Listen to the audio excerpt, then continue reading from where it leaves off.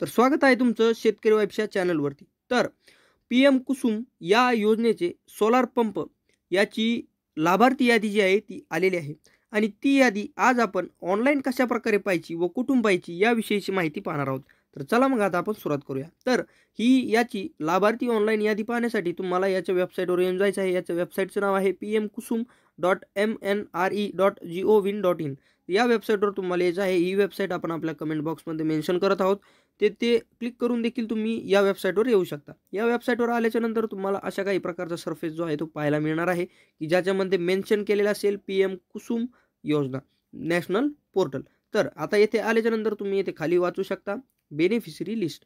तर त्याच्यामध्ये तुम्हाला स्टेट दिलं जाईल.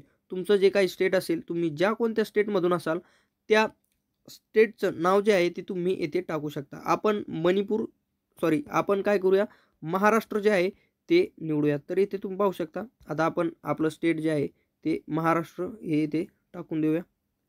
तर इथे पाहू शकता महाराष्ट्र टाकलेला आहे. त्याच्यानंतर महाराष्ट्रातील डिस्ट्रिक्टमध्ये जो काही जिल्हा असणार आहे तो जिल्हा तुम्हाला इथे टाकून द्यायचा आहे. त्याच्यानंतर पंप कॅपॅसिटी आपण ऑल ओव्हर ठेवूया आणि समजा आपण ऑल ओव्हर ठेवलेली आहे, पण तुम्ही तुमचा अर्ज भरताना जो कोणता पंप कॅपॅसिटी टाकलेली असेल ती पंप कॅपॅसिटी चूज करून तुम्ही त्यानुसार लिस्ट जी आहे ती पाहू शकता. याच्यामध्ये 1 HP पासून तर 10.5 HP पर्यंतचे जे आहेत ते तुम्हाला ऑप्शन दिलेले असणार आहेत. इयर ऑफ इन्स्टॉलमेंट म्हणजे इन्स्टॉलेशन म्हणजे तुम्ही कोणत्या वर्षात याचं अर्ज याचे पैसे भरलेले असणार आहेत त्याविषयीचं वर्ष तुम्हाला इथे टाकून द्यायचं आहे. आपण 2024 टाकत आहोत आणि वर्ष टाकल्याच्या नंतर तुम्हाला साधारणपणे गोवर क्लिक करायचं आहे.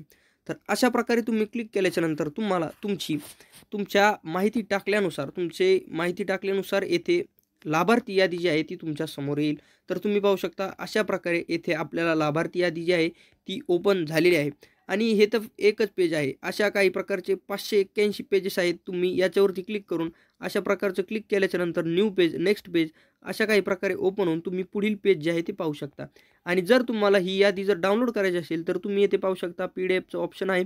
त्याच्यावरती क्लिक करून देखील तुम्ही ही यादी जी आहे PDF म्हणून तुमच्या मोबाईलमध्ये सेव्ह करू शकता आणि तुम्ही देखील चेक करू शकता की तुमचं या लाभार्थी यादीमध्ये नाव आहे की नाही.